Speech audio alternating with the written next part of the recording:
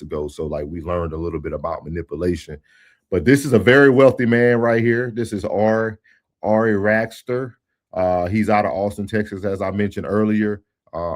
He started off in the law world, had a Nice few haircut. firms.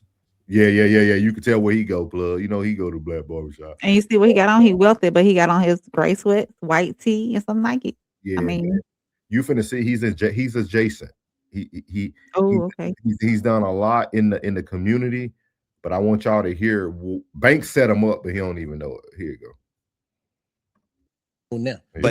but what would you do if you was 16, 17, 18 years old on my street, but you knew what you know now? But if you had the knowledge you had damn. now, what would you do? I know exactly what I would do, to be perfectly honest. And I'll tell you, if there is anybody listening to this for real, that actually, because a lot of people, they shit about wanting their way out. I want this, I'm trying to do that. I'm talking about to the real hustlers, the real ones that are looking for a way out and want to fight for it. This is exactly what you do.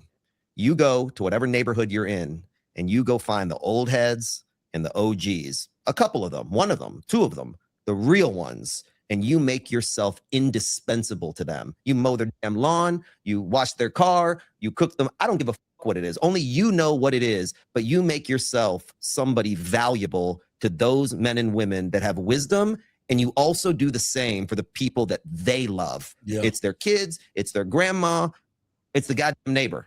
And you do things for them, whatever it is, so that over time they need you.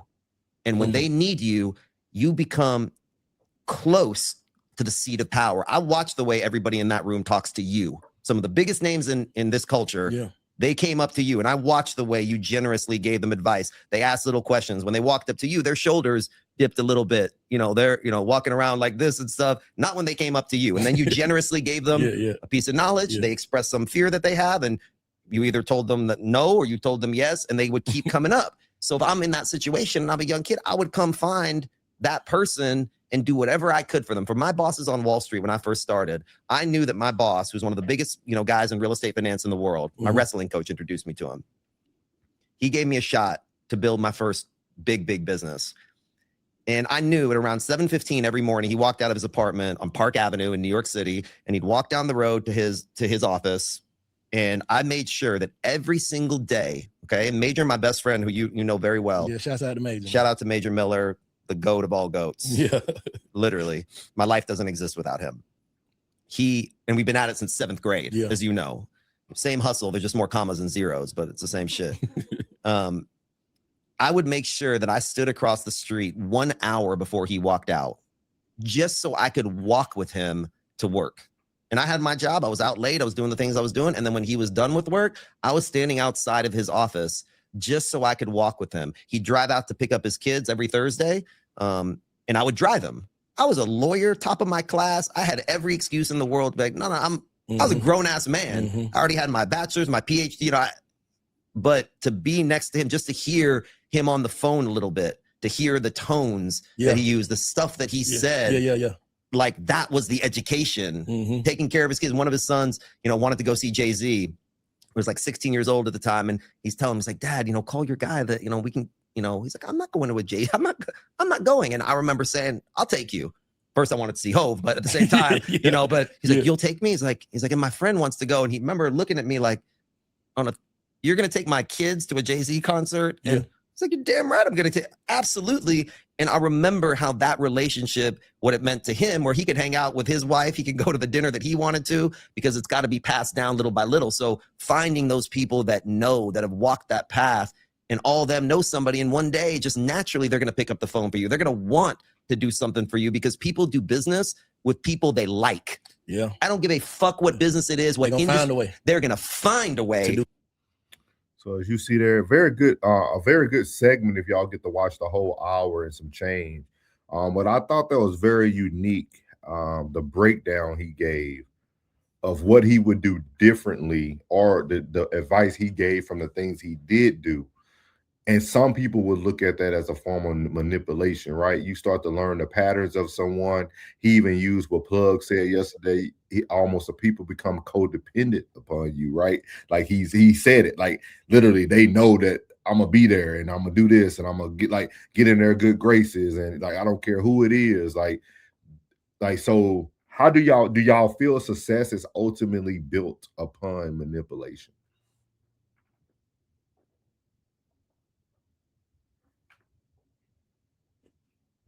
I'll wait on you, Plug.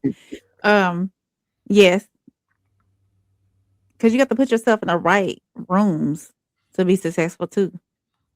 You can build yourself up, but you have to put yourself in those right areas to make sure you put yourself out there and make sure you're available to other people as well. Like he was saying, you have to position yourself in these areas so that not only success finds you, but you find the success as well. What you think, Plug?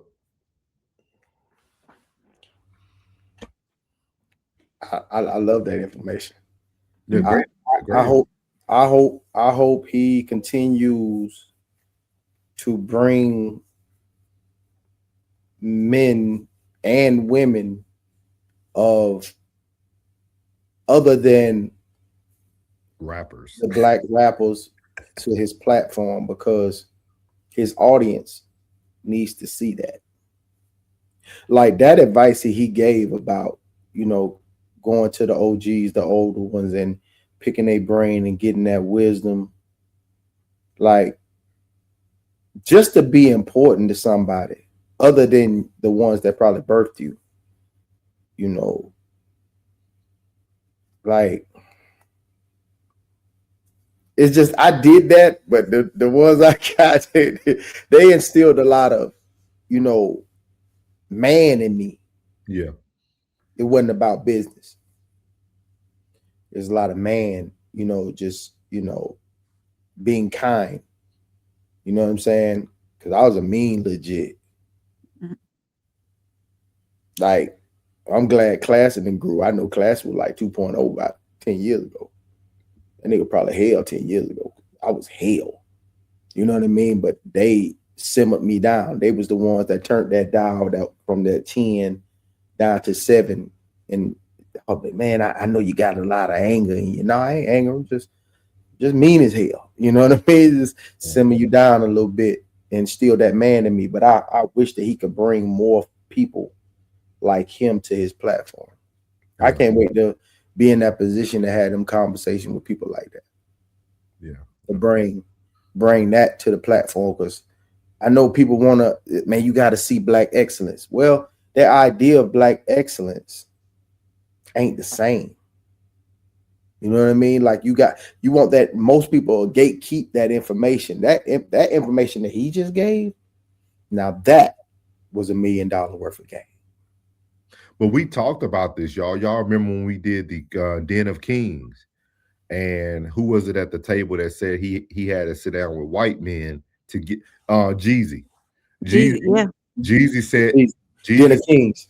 Yeah, Den of Kings. He had to sit down with white men to get the knowledge of what to do. Same thing, y'all heard him. Hey, Banks, you know my boy Major Miller. Like, yeah, Banks is in the right rooms with and it's so sad. And that's why I always tell people, this is something me and Plug used to talk about at the beginning of No Miller, man, when we were still talking about politics and stuff. I always said this. It's like, you get more information from the white man. Like the same person we want to demonize is really, they give it to you on a platter. They just know y'all niggas ain't gonna use it. Two different sides to that, bro. But they know you're not gonna use it. It's two different sides to that. To the ones that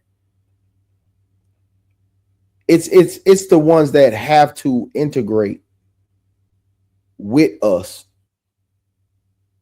to understand and then give that information. Most people, how can you be sensitive to Puerto Ricans? How can you be sensitive to Mexicans? How can you be sensitive to whites? How can you be sensitive to blacks if you've never been around them?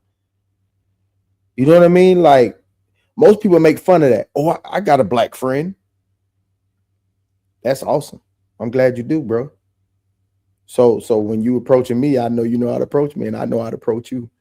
Yeah. You know what I mean? Like, it's two sides to that coin. You know what I mean? There are more on that side of the coin than this side of the coin. You know what I mean? But I don't think hate lives on that side of the coin. I just think that they're not familiar. You know what I mean? Like some would probably see her and or you're turning your back, be like turning her back because she up here with two black men. No, But you know what I'm saying? Like, but other ones would be like, only that's people, cool that you are in the circle with those two black men and they respect you like that. Oh, that's what's up. but Plug, I think we the only people who even think like that. I Like, boy, if you think that, like no, I'm just like boy, we would spend more time thinking the way you're speaking. Not saying you in general, but just I know what you mean. just said, we will spend more time worrying about that than just getting in the right rooms. Like that's what bothers me the most. Like, Yeah, but they on that other side of the coin, they don't want you in that room. Who cares? Like, why does that matter? It's not about what you know, it's always who you know. Yeah, but you never answer my question. Why do y'all care about them not wanting you in the room? Who cares? Like, who cares that they don't want you in the room? If you're in the room, you're in the room. Like, who cares about, like, I never seen a group of people who are so emotionally based on how they receive knowledge than Black people. I don't think that's not what I'm saying. Okay. What I'm saying is if who's controlling that room, if they don't know you, just like you said, like they love to do business with people that they like. You know what I mean? So if they don't know you to like you, you're not getting in that room. You understand? It's not the. We're talking about two totally different things, but go ahead. I think yeah. Like when you jumping forward instead of just staying where we are. Like I'm talking no. I know what you're saying about why are they so concerned about who's in the room. You got to the person in the room has to like you. No, they don't. You just got to get in the room. The person in the room doesn't have to like you. I dealt with that for 20 years. You just got to get in the room. I was in the most racist system in the world called the military. You just got to get yourself in the room. It has nothing to do about if they like you, they'll talk about you to other people. I dealt with that my whole career. But I didn't care. The owner of the shop was, he didn't want any more black barbers in his barbershop. He didn't, because he wanted diversity in his shop. So when I came, he wasn't intending on hiring me. But as we sat down, that 30-minute conversation turned into 3 hours. And he liked me. So he was like, you know what? I ain't really want no other black barbers in my shop. But you know what? I like you, man. I'm going to go and give you a shot. And he let me come in the shop. That's a true definition. And it's not I understand exactly what you're saying. But that's why I'm talking about both sides of the coin. That's why I say it should be more of him coming to the platform. So, because that opens it up to the black people looking at it, or other ethnicities looking at it and saying, man, hey, that's a cool dude right there, man. So you can go in with a different mindset of thinking, not thinking on that side of the coin, but this side of the coin, that, man, all of them ain't like that, because people do think like that. You're saying why? I'm saying but people do. Okay. What you got, Ray? I don't have anything towards exactly what y'all were saying, but I will say this as a person who wants more opportunities to be successful in my workplace where I am now. I do make myself available to higher ups, people above me, and I make sure I go in and tap in with them and actually learn their position. Like, hey, what you got going on today? You need any help with anything? And that was after I thought about it, after what he said, I thought about it. I said, hey, I do that at my job today. I go in, I'm like, hey, what you got going on? Do you need any help? Can I be any assistance? Can you show me how you do this? Because once an opportunity comes open where you possibly could get their position if they move on or they retire and whatnot, then you already know, you're already in the know. You're putting yourself in the position to be successful and move up and move forward. So, and that's basically what he's saying. You have to position yourself, and that is a form of manipulation, positioning yourself to be open to other opportunities, to be knowledgeable in other places other than just where you are.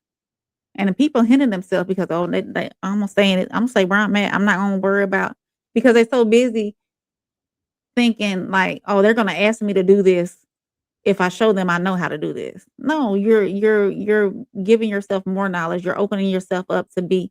I myself, I've been working at the same job for coming up on 15 years now. I can do every job in my building because I made myself open and available to learn all the positions. I might not know how to do it efficiently or all the details, but if I were to be thrown in one of those positions tomorrow, guarantee, give me a couple of days, I'm gonna make it work quick, you know. So we have to set ourselves up for success. We can't hinder ourselves. Be open to learning new positions, be open to um and that's a form of manipulation, really. Because you going in there, you asking them, hey, do you need help?